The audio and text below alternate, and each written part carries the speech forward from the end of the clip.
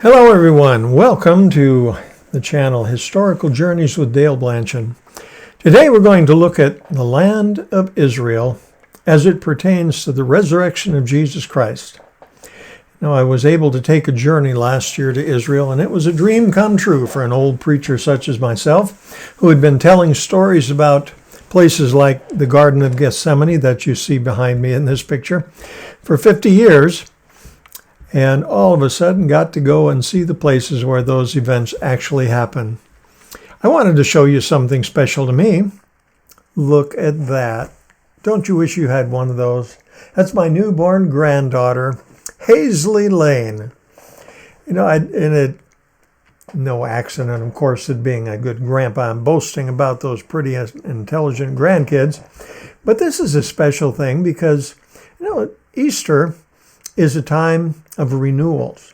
It comes at the time of the year when the old, dead things of winter are giving way to the fresh, new blossoms of spring. And the story of Easter itself is a story of old, dead earth being resurrected along with its Savior, Jesus Christ. And I think the birth of a young child is the same thing. It's the assurance that, as the old people grow old and leave the earth, here come the new ones. It's God's way of saying He wants the world to go on and thrive until the end. I knew you just want to see my granddaughter, though. Anyway, here's the program for today. Israel and Easter. The events of Easter took place 2,000 years ago, of course, and it was amazing to walk around on the streets of Jerusalem, to sail in the Sea of Galilee, on the very places where those events in the life of Jesus took place. This is a picture of the land of Israel up in the north. There's Mount Hermon, and there's the city of Dan. Those gates that you're looking at there, mud brick gates, were there 4,000 years ago. Patriarch Abraham probably walked right through that entrance. The Bible says he was up there at Dan. This is the ancient city of Bethshean. In the forefront is the Roman city from 2,000 years ago. In the back is the Tell from 3,000 years ago. It was on the walls. A Tell is an artificial mountain made for purpose of raising a city up for defense. They would have had walls on the top of that. And the Bible says it was at that Tell when Solomon and his sons were finally killed in battle. The enemy took their bodies and fastened them to a wall up on that Tell. Saul's men came in the night and in a raid and recovered the bodies and took them back. But the city below is a city from the time of Jesus, perhaps. Perhaps he walked those very streets. The Romans were quite the builders. You're looking at their street with the colonnades. It eventually was destroyed in an earthquake and was covered over. And was preserved in this remarkable shape. This is something from 3,000 years ago. That's a dry stream called a wadi. Lots of stream beds like that where the water doesn't run until it rains. And the water comes rushing down that and tumbles the rocks. And the rocks over the course of centuries get to be nicely rounded off. Just the thing for a young boy who has a sling. Perhaps David. This is the place where David, as a shepherd boy, came to the armies of Israel who were encamped on that hill in the back there. Over to the right, out of the picture, the armies of the Philistines were encamped. And the Philistines had their Goliath, who tromped down the mountainside over to the Israeli camp and shouted a challenge to the toughest Israeli warrior, "Come out and we'll do battle." When David came to visit, to bring some supplies for his brothers, here came that giant, and David watched as a young boy. It was going to be so thrilling when the Israeli champion went out there to face, but nobody went out. David was horrified. He said, "If nobody else is going, I will go." So he came down that mountainside, picked up 5 smooth stones just right for his sling, right there from the wadi that you see. And we know the rest of the story, how the sling went round and round, and that big rock thunked into the forehead of Goliath, and David defeated the giant. This is on top of a big mountain called Mount Carmel, where Elijah, in the days of Ahab and Jezebel, the wicked king and queen of the northern kingdom, had the prophets of Baal, and Elijah challenged them to a battle. This is just a picture of the countryside. So much of Israel, the land of Palestine, is a desert, still is today. But there's this prophecy in the Old Testament that the desert would eventually rejoice and blossom as the rose. And when you drive around Palestine today in Israel, the Israelis have irrigated, they have planted crops, and it's just as green as can be, fulfilling that prophecy. You go into a grocery store and you find everything under the sun for sale, all raised in that tiny land of Israel, which is only about 150 miles north to south, some places not more than 20 miles wide across. And of course, Israel was the land of Jesus. This is the place where Jesus was born and lived his life and eventually died. This shows Jesus on the shore of the Sea of Galilee, gathering some disciples to him, inviting some fishermen to come and be his followers. This is the town of Bethlehem, of course, where Jesus' life began. This is it 150 years ago or so, about 1860, I guess, and very, very different today. But that wasn't Jesus' hometown. He was only born there because his folks went there by order of the emperor, the Roman emperor, to go and be taxed and the census taken. It was in Nazareth that Jesus grew up. We went to Nazareth. There it is. Nazareth is a very modern town. Much, much bigger, of course, than it was when Jesus walked the streets. But we're looking at the same hillsides and probably some of the same streets that Jesus walked as a young boy and a teenager, all the way up till the age of 30. It was one of my favorite things was they had a living history place there in Nazareth, where they showed you what life was like 2,000 years ago during the time of Jesus. And they had people acting the parts like the living history places we have in the United States. This was a weaver's shop showing, of course, you couldn't go to the store and buy fabric. You had to make it your own or you'd be bare. And this lady is showing how they made the garments back in those days by spinning the wool into threads and weaving the threads into cloth. And this is a carpenter shop. Of course, Jesus' father, Joseph, was a carpenter. And this is a representation of where Joseph might have spent his days, and where Jesus, I'm sure, did as well, because fathers taught their son their professions. The young man over on the right is our guide in Nazareth, was a great guide. He spoke wonderful English. I asked him afterwards about it. Turned out he had come to the United States and gone to a Bible college that some of my friends had gone to. That's where he learned English so well, and he was a great, great teacher as well. Here he is. They had found the remnants of a wine press on the grounds, and he showed us this reconstruction, how they would take the new grapes and they would put them in there. They would crush them. Of course, the grape juice would run out. Then they would take them and press them again, and then press them a third time. The quality of the wine would get progressively worse, but still useful. And he told us how that corresponded with what Jesus said about himself. This, of course, is, you may not recognize the significance of this, but this was interesting to me. That water there is flowing in the famous Jordan River. The Jordan River is a beautiful river that flows down from Mount Hermon all the way down to the Dead Sea, not far from Jerusalem. It appears in the Bible story, of course, many times. It was there that 6 months before Jesus began his ministry at the age of 30, his cousin John the Baptist had been given the job of shouting, "Prepare ye the way of the Lord." Of course, that didn't mean make roads. It meant prepare yourself spiritually. And he would baptize people in wide spots in the Jordan River. And the Bible talks about how one day when he was baptizing in Elim near Salem, out to the shore of the river came his own cousin Jesus. John immediately recognized that it was his own cousin who was the Messiah. And as this picture by Carl Bloch showed Jesus, they went down into the water and John baptized Jesus. Today there are many pilgrims that come by and they would like to be baptized in the same waters. We don't know that this is the wide spot. Maybe it was. But it was quite an experience just to put my hand in the water. One of the first stories about Jesus after his baptism is the story of Jesus visiting a wedding feast in Cana. We didn't get to go to Cana. We would have had to take a left turn there. Well, this is the village of Cana over 100 years ago. Very, very different today, I'm sure. It was at Cana, Jesus and his mother went to a wedding, one of their friends probably. And while the wedding feast was going on, tragedy struck, at least tragedy for the poor couple, because they ran out of wine, and that revealed the embarrassing circumstances financially that the couple was in. Jesus' mother looked to Jesus and said, "They've run out of wine." You know, she wasn't just making small talk. Jesus knew instantly what she meant. She wanted him to fix it, which is amazing because up till that point, Jesus hadn't done any miracles. But Mary remembered those angels that announced his birth and the shepherds rushing into the stable and the wise men coming by saying they had been sent by a star.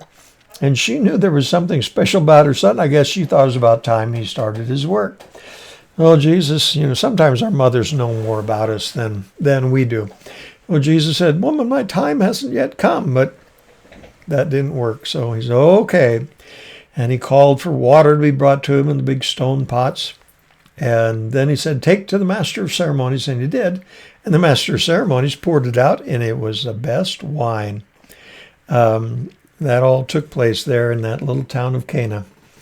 In the picture, you saw the camels, and we had to ride camels. That's my son and daughter-in-law were taking their turn riding camels. I took my turn sitting on the back seat, and I believe once was enough.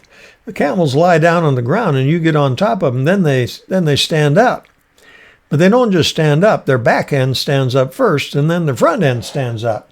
And when the back end stands up, they pitch you forward. You have to hang on for dear life till the front end stands up. Then, when all of it's up, you're up there swaying like you're on top of something very unstable. I was kind of happy to have that experience done with. This is Jacob's well. Jacob's well was dug about 4,000 years ago by the patriarch Jacob, the grandson of Abraham, to supply water for his herds. And over the years, that was preserved all the way down to the present. You can still take a drink out of the same well that Jacob took a drink out of 4,000 years ago. 2,000 years ago, Jesus went to this very spot, and he found a woman there, a Samaritan woman. He said, "May I have a drink of water?" Which surprised her because she was a Samaritan, and normally the Jews didn't talk to Samaritans. They'd go to the other side of the road if they saw a Samaritan coming. But that meeting led to a spirited conversation with that lively young woman, and things resulted from it. This is a place that they call the Mount of Precipice today. It's just a high spot with a very precipitous drop there. There was a time when Jesus was teaching, and some people that were listening to him took issue with what he said, and they took him up to a high spot, and they were going to throw him over and do him in. But he disappeared, and they were unable to carry out their designs. This is suggested as a spot where that might have taken place. It sure was a sharp drop. One of the major focal points of Jesus' ministry was the Sea of Galilee. And there's a picture of the Sea of Galilee looking towards the town of Tiberias. We were out on a boat. The Sea of Galilee is not a sea. The Israelites didn't have a term for lake, so they called it a sea. In Minnesota, that's not even a big lake, we'd say. But talk about the things that took place around that lake during Jesus' ministry. We're on the same water, for example. I'm sorry, I hit the wrong picture there. Another look at my granddaughter. We're on the same water where Jesus' disciples rowed across there so many times. There was one time when they were out in the boat and Jesus came walking across the water, and impetuous Peter said, "Tell me that I can come and walk on the water to you too." Jesus said, "Come," and he did. Halfway out, he got scared and started to sink, and Jesus raised him up. There was another time on those same waters, which were relatively calm when we were there, when a storm came up. Jesus was sleeping in the bottom of the boat, and the storm came up, and the waves began to be so high that they were afraid that the boat would swamp and capsize. They woke up Jesus and they said, "Master, the tempest is raging," in the words of the old Christian hymn. Jesus got up and said to the storm, "Peace, be still." And immediately the waters were like glass. And the disciples marveled, "What sort of man is this that can command the winds and the waves to stop?" They found, we visited the Kibbutz Ginnasar, one of those agricultural communes that they have there. Because it was there they had this boat they call the Jesus boat. It really doesn't have any connection to Jesus except that it goes back to the same time period and is representative of the kind of boat that Jesus and his disciples probably were in, about the same size. They found this when the water of the Sea of Galilee was low for a period, and they restored it. They had to stabilize it by soaking it in a special bath for about 12 years. But this is what it probably looked like at the time when it was new, and probably was very much like what the boat that Jesus and the disciples would have used. A good illustration. On the north shore of the Sea of Galilee, we found the town of Capernaum. Peter's mother lived there. Jesus taught in the synagogue, and this is the remains of the ancient Jewish synagogue there. These ruins only go back to about 400 years after Jesus, but they are built upon the same platform as the synagogue of Jesus' time. So when you're looking at this picture, you're looking at a spot where Jesus stood and he preached. This shows the black rocks there, show the level at the time of Jesus, and then you can see how they built on top of it. But that was fascinating to me, to stand in the very spot where Jesus was. Perhaps the most fascinating of all for me of those ruins was this one. It's just a little town of Magdala, up there not too far from Capernaum, about halfway between Tiberias and Capernaum, I guess, where they uncovered all of these ruins that have been silted up over the centuries. And you'll recognize the name Magdala from the name Mary Magdalene, Mary from Magdala, one of Jesus' main followers. The town, they're still doing archaeological work. You can see under the blue tarp over there, they're protecting some work. In the back is a more permanent cover, and that's because they found a synagogue there. Now, this is back there in Nazareth. That's reconstruction of what a synagogue might have looked like in those days. I'm sure they had stucco on the walls to make it good. This would be the inside of it there.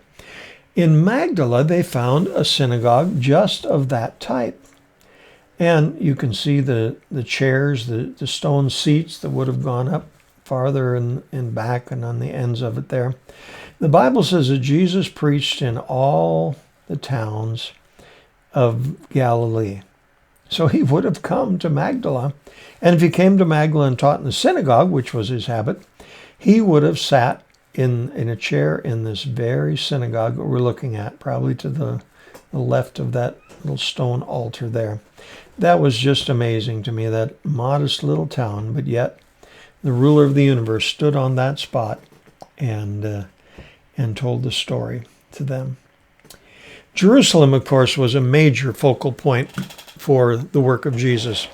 And when we come down to the last week of Jesus' life, he spent it entirely in this town. It was there that he was crucified, there that he was buried, and there that he was resurrected. It's a very modern town these days. You see the Temple Mount with the Dome of the Rock, the Muslim structure there in the foreground, all those skyscrapers there in the background that, of course, were not there.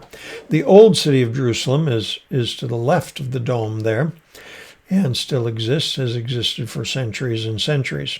Oh, here we go again. This is a picture from probably the 1930s, I think, showing the old streets of Jerusalem, not much different than they were several thousand years ago. Streets are narrow and winding. Apparently, they're in the same place, many of them that were there. The Romans tried to rearrange the city after 70 A.D. when they destroyed it, kicked all the Jews out. But many of the streets, I think, are the same as they were back then. Look at this little narrow street. You would have thread your way through there, no semi-trucks there. The gentleman in the blue coat on the right facing away from us is our guide for the 10 days we were there. His name is Edo. Edo was a seventh-generation Israeli. His family had been in Palestine for 7 generations, so probably back to the mid-1800s, long before the aliyahs of Jews returning to Jerusalem in modern times in the Zionist movement. And I'm sure some of these shops have been operating, one version or another since the time of Jesus, or maybe since the time of David. I guess David said he was a little bit lower down there. This is the Temple Mount. You see the wall there with the Temple Mount beyond it. This is one of the holiest sites to the modern Jewish person, a religious Jew. It's the western wall of the Temple Mount. This wall was built, at least the lower courses of it, by Herod when he built the Temple Mount and built the second temple. The first temple had been destroyed when the Babylonians conquered the city around 600 BC and then rebuilt in the time of Herod. And so when Jesus was walking through the Temple Mount, it was Herod's temple, or they call it in Israel, they call it the Second Temple period. We talk about 30 BC or 30 AD before Christ, or Anno Domini in the year of our Lord. We peg it from the birth of Jesus roughly. But the Jews don't accept Jesus as a Messiah, so they have BCE, before the Common Era, instead of BC. And they have CE, the Common Era, still pegged though to the birth of Jesus. Anyway, this is a holy spot because you might ask yourself, why don't the Jews go up in the Temple Mount? It's open to them because that's where the temple was. Well, that's the reason they don't go up there, because Solomon's temple was up there and Herod's temple was up there, and in there were two major rooms of the temple, the holy place and the holiest place. The holiest place is where the Ark of the Covenant was kept, and it was against the law to go back in there on pain of death. So today, the Orthodox Jews think if they go tromping around up there on that part of the Temple Mount, and they would accidentally step on where the old Holy of Holies was, they would be violating their laws. So this is about as close as they come today. People go and they leave papers in the cracks in the walls there, prayers. It's a very holy spot. You see study groups down there and all sorts of visitors from all around. Over on the right of the picture, you see it's separated into two places. There's the men are on the left, and then a smaller place on the right there you can see where the women congregated. It was interesting to me. It was kind of funny because it seemed like a whole lot of the women weren't that interested in the wall. They were more interested in seeing what the men were doing over there. I don't know what that was about. Anyway, they have been excavating along that wall of the temple, underground now, because that valley has silted up and is much higher in spots. They've been opening up a pathway through there. There used to be a major highway, a walkway for people. But down there you can see the lower courses of the work of Herod's engineers, the bottom of those walls. And they have some huge stones in there. Where that young man is standing, that's the beginning of the rock on the second course there. Comes all the way back past us. It's something like 40 feet long and maybe 6 or 8 feet wide and 4 to 6 feet tall. Weighs about 250 tons. How on earth did they move that when they wanted to get into place? And how on earth did they engineer it? This shows the top line there is where the two stones, the top stone rests on the bottom stone. It was so accurately ground that you can't get a piece of paper between those two rocks anywhere. It was just amazing. On the north end of the Temple Mount, when they built the temple, they had to have ways to bring water down the hill and have it for all the washings and drinking at the Temple Mount. So they built several reservoirs. One of them was the Pool of Bethesda. In the Bible, you may recall the story of Jesus healing the lame man. He came to the Pool of Bethesda one day, and there were a whole lot of lame and blind and otherwise infirm people around there, because the story was that an angel would come and touch the water, and whoever got into the pool first, after the water was troubled like that, would be healed. And so all these lame people were around there. Well, Jesus came up there and he talked to a lame man. And he said, are you jumping in the water?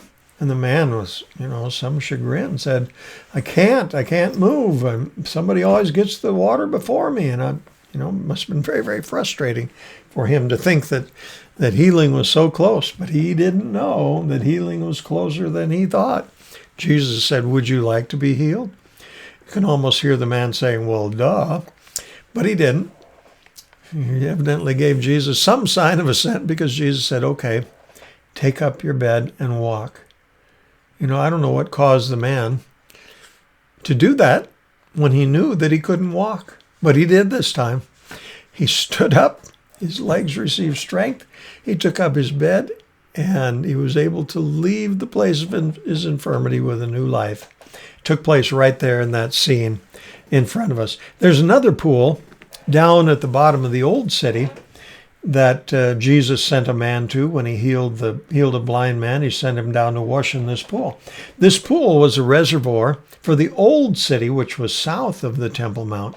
This would have been where David and Solomon and Saul, David and Solomon had their residences, and Saul built his palace.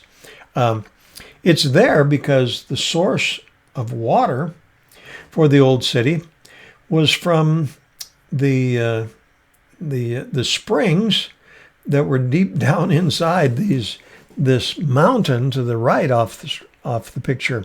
And there are a number of tunnels coming out of that big rock there.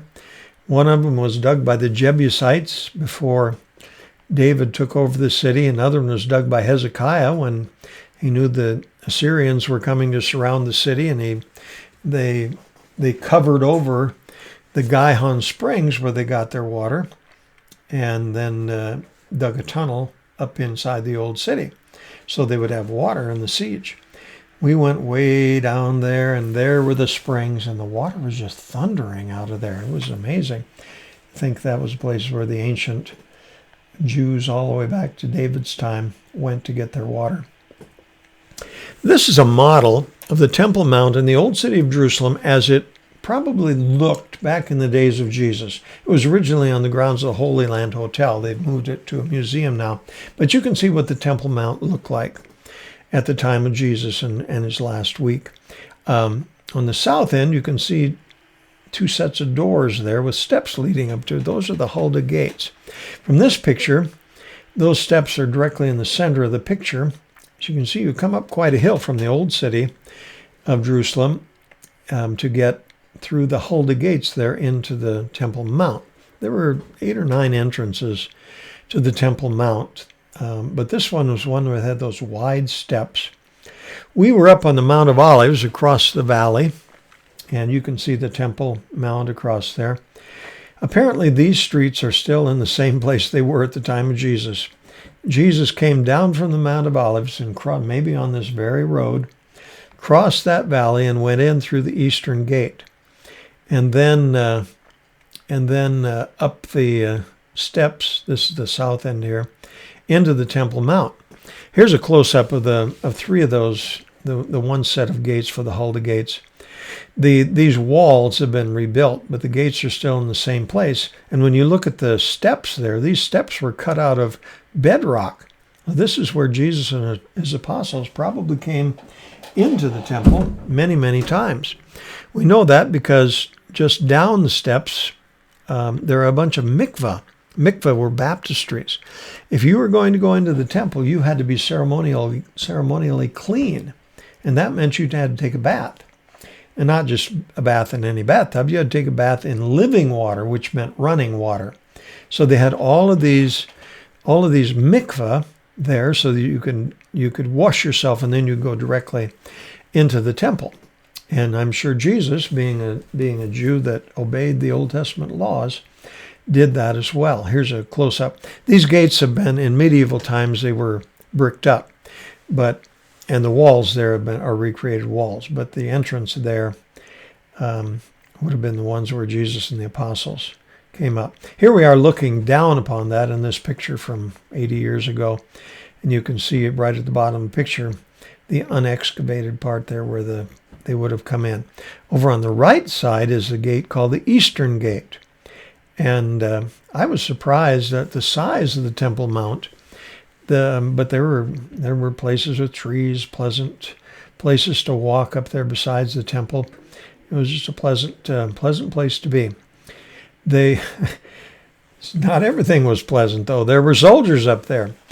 By agreement from back at the time of the 6 Day War, when Israel finally got this territory, the old city, they agreed to let the Muslim Waqf, I don't know how you pronounce it, W-A-Q-F, run the Temple Mount. But the Israeli soldiers keep the peace up there. Now, they aren't just policemen, with a pad of paper in their back ready to write you a ticket. These are soldiers fully equipped with their guns at the ready, fingers on the trigger many times, because violence happens up there every once in a while. This is a police station on the mount there, and 2 weeks before we were there, somebody had thrown a firebomb in that door and cleaned it up. So violence is never very far away between the Jews and the Arabs there. This is our guide, Edo. Nobody knows for sure where the old temple was, the second temple was. It's so revered by the Jews. But Edo thinks he does. He and others like him, and he talked about some ancient sources, and he was able to say that his belief was that the temple was right here near this spot because of that. And maybe it was. It was right up there someplace. This is a picture of that eastern gate that I started to talk about, looking at it from the inside, where you would come across down the Mount of Olives and across the valley and up the slope and into the gate. It's a source of contention right now because the Muslims want to build a mosque in that gate, of course, which would make it inaccessible to everybody else. There's that group of young men you see there looking down, hanging around, young Arabs, didn't seem to have any purpose in being there. I got the idea that they were waiting for something to happen so they could protest. But if you look at that gate from the outside, there it is, coming down the Mount of Olives and looking up that hill. There's the eastern gate. As you can see in this picture from 100 and some years ago, it is closed up. You can't go in and out that gate. That is because of Suleiman the Magnificent, the greatest of the Ottoman rulers, the Turkish Muslims. He knew he could read the Bible as well as the Jews could and the Christians could, and he saw in the Bible how that gate was supposed to be where the prince, the Messiah, would enter Jerusalem when he came. And he said to himself, well, no Messiah is going to come into the temple while I'm here. And he bricked it up.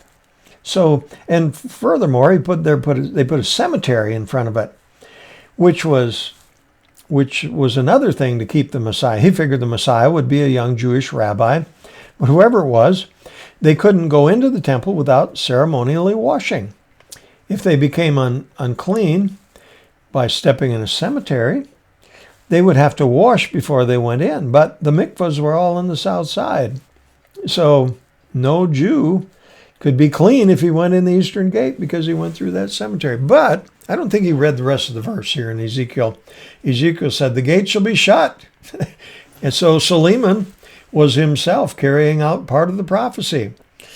But the prophecy is that one day the gate will be opened and the Messiah will enter. We'll just have to wait and see if that's carried out. As Jesus came, as he was in Jerusalem, of course, the night before he was crucified, they had the Last Supper, the last Passover that he celebrated about this time of year. And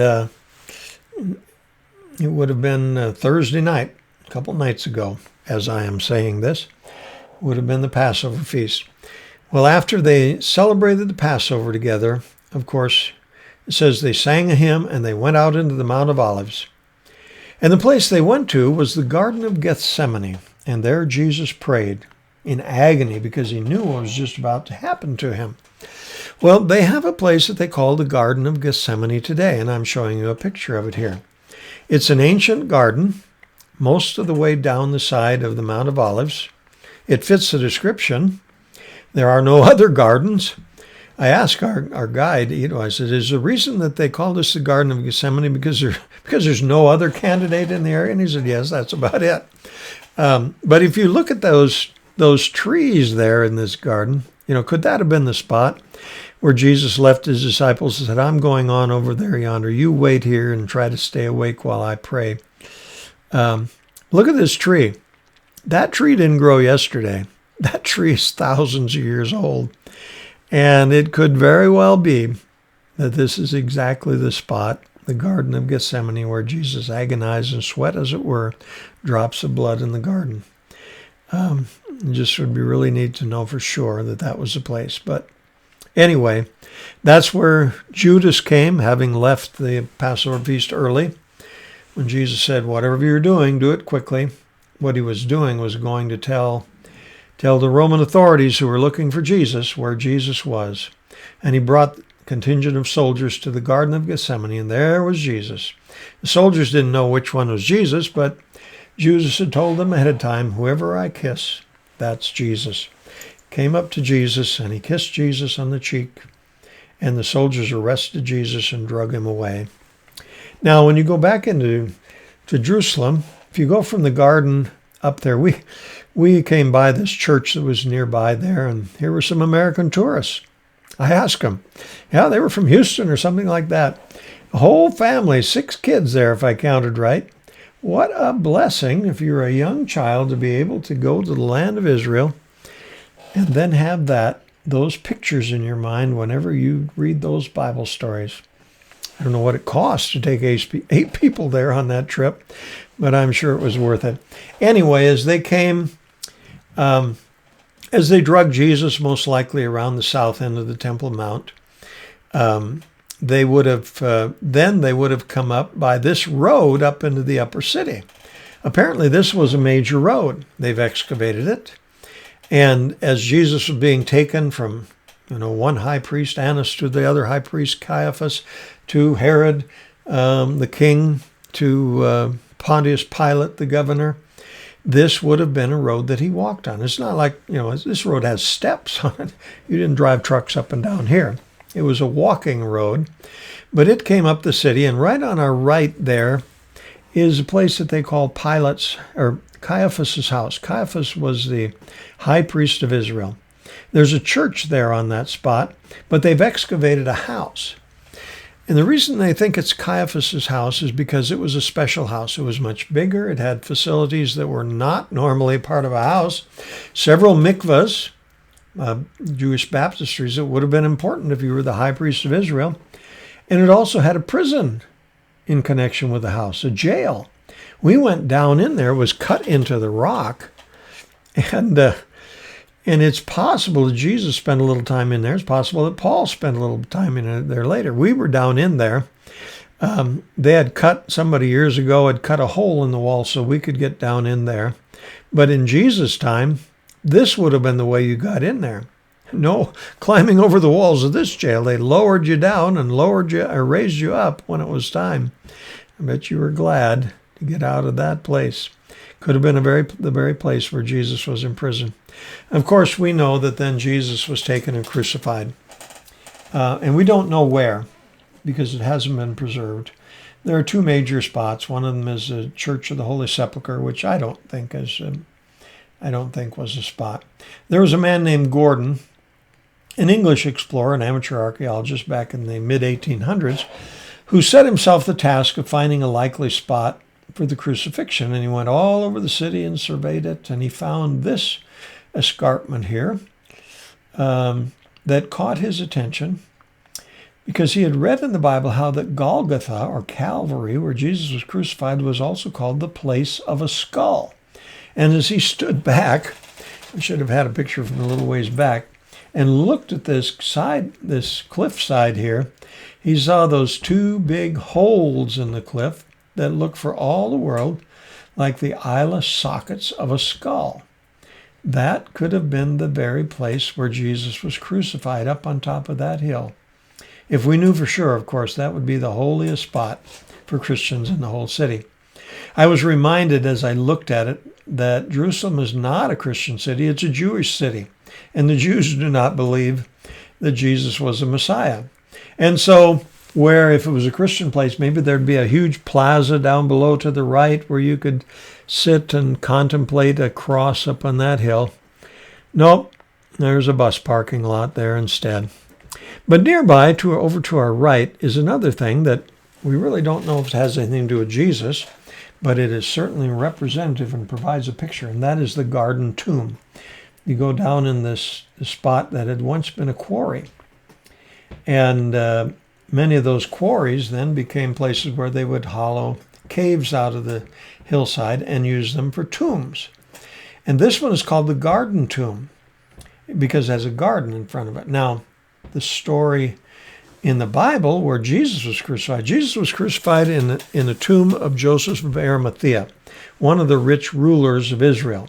He allowed Jesus' followers, Jesus had no tomb of his own, of course, he allowed Jesus' followers to bury Jesus in his own tomb that was so new no other body had lain in it.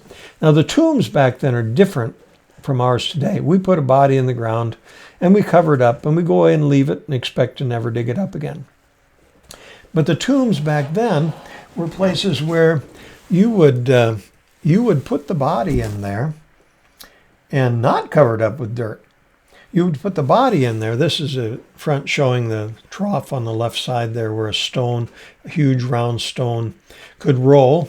The Bible talks about women found the stone rolled away. But if we go in the door, there you see there are two shelves, one on each side, maybe a little one in the middle there. They would lay the body out there with spices to some of the odor, wrap it in grave clothes, and then they would seal it up with a stone, probably some mortar, and they would come back a year later. And during that time, all the flesh would disappear. There would only be bones left. And they would take the bones and they would gather them up into a box called an ossuary box, a much smaller box than a coffin. Then you might put the ossuary box on a shelf in the tomb. And so over time, you could look in the tomb and there would be the bones of your ancestor, your great-grandpa, your great-great-grandpa. They have found the ossuary box of Caiaphas himself, but they never found an ossuary box for Jesus because Jesus was resurrected from the dead. This is the story, of course, of Palestine and its connection with Jesus ends about 70 A.D. when the Romans finally got tired of the Jews revolting. And they came in and blew the place apart, chased all the Jews out, great slaughter, many of them, destroyed the city, rebuilt their own Roman city, which didn't really survive on top of it. And so the story ends around 70 AD. But it hasn't ended archaeologically. There are finds being made every day. Israel is one big archaeological escapade, and it's just fun following those things because they really help. The story is still being told. Part of the story was told when the Muslim authorities, who were in charge of the mount on the condition that they didn't change it, of course, ever since they've been changing it. Not that long ago, they decided to dig out a big spot on the Temple Mount and build a mosque inside of it. And in doing so, of course, they destroyed a lot of archaeological information. But they took out a whole bunch of dirt, and the enterprising Israelis found the piles of dirt, sorted through it, and they found all sorts of evidence of Jewish occupation of the Mount. And even though that project is done, they're doing the same thing with the dirt and debris from the old city that they're excavating, the city from the time of David and Solomon. And they have this Quonset hut there where they're doing this, and they invite tourists to come in and help with the work. So our group, we went in there. You see the buckets in the background there. You would take a bucket and you would have maybe 3 people at these stations here. There's a grating on the back of that, and you would dump a bucket of dirt in there. And then you would wash the dirt away, as my daughter-in-law Sarah there is doing. And then you would sort through it, and you would find little artifacts. You'd find a lot of broken pottery. You might find some bones that would help tell what the people or the animals of the area ate in that day. A couple of our group found coins from that time. But you would wash them out. Here's my son Bob and his wife Sarah sorting through there. We found lots of interesting things, pottery that helps date things. Then an archaeological student would come by and check our work, make sure we hadn't missed anything. Then at the end of the time, we were there for an hour or two, the archaeologist in charge of it, she showed us what we had found and talked about the significance of it and explained what they were doing. It was just a fascinating experience to actually be, even though a very small part, to be a part of keeping the story alive and continuing its telling, more information gathering as a result of that. Well, as I said, they were doing archaeological work when we were there down the hill from the Temple Mount on a ridge that was the old city of Jerusalem. This is the city that was there in the time of David and Solomon. And here's a house they excavated on the side of the hill. Maybe David walked into this visiting a friend there, or Solomon. This is another place that I never thought I'd get to. That's the final, almost the final part of our story. This is near the ancient city of Qumran. Qumran was a spot of refuge where the Jews, some of the Jews that were fleeing the Romans around 70 AD, went down to the wilderness near the Dead Sea, down there in a place where nobody else lived, and they created a community there to be safe from the Romans. And they built buildings there. They had cisterns there. One of the things they did, they were a very religious community, and they set themselves the task of copying their ancient copies of the ancient scriptures and Jewish writings. This is a room they called the scriptorium, where they did that very painstakingly, using stringent rules to make sure that nothing ever changed. But of course, when the Romans came, as the Romans got finished up the work there in Jerusalem and they were chasing down the remnants of the Jews, they were on their way to Qumran, and the people in Qumran, seeing the writing on the wall, put those ancient leather-wrapped scrolls in pieces of pottery, sealed them up, and took them and hid them in those caves over there. And there they sat. They were forgotten, not known about until about 1948. There was a young Arab who was looking for some escaped goats. And, maybe the goats could have climbed up there, but he didn't want to. So he threw a rock, and I think in that cave right there, or maybe one right to the right of it around the corner. And he heard pottery breaking. Pottery meant something made by human beings and had to be very, very old. And every person around there knows if you find some ancient thing, you can get a lot of money for it. So all of a sudden on the black market, there began to be these ancient scriptures, and they traced it down finally to the boy who discovered it. And they were able to go up and go through. There were a bunch of caves up there, and they found what is known today as the Dead Sea Scrolls. Wonderful copies of every book in the Old Testament except for the book of Esther. An almost entirely complete copy of the book of Isaiah from 2,000 years ago, which was amazing because the early scriptures, no original copies exist. The copies that go farthest back were only about 1,000 years ago. All of a sudden, the copies were twice as far back, and within a relatively short time, the book of Malachi would have been written 400 years before that. And when those were discovered, it caused quite an earthquake in the field of archaeology, because one argument had been made against the accuracy of the Old Testament scriptures was they'd been copied so many times, surely mistakes had crept in. When the Dead Sea Scrolls were recovered, it was obvious mistakes had not crept in, and what we had was the original text.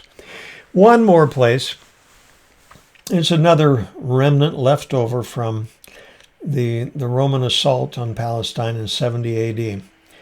There was out away from Jerusalem this big plateau surrounded by deep, deep valleys on all sides called Masada. It was a place that was easily defended, only one tiny path. It could easily be defended by a couple of soldiers against a whole army led up there.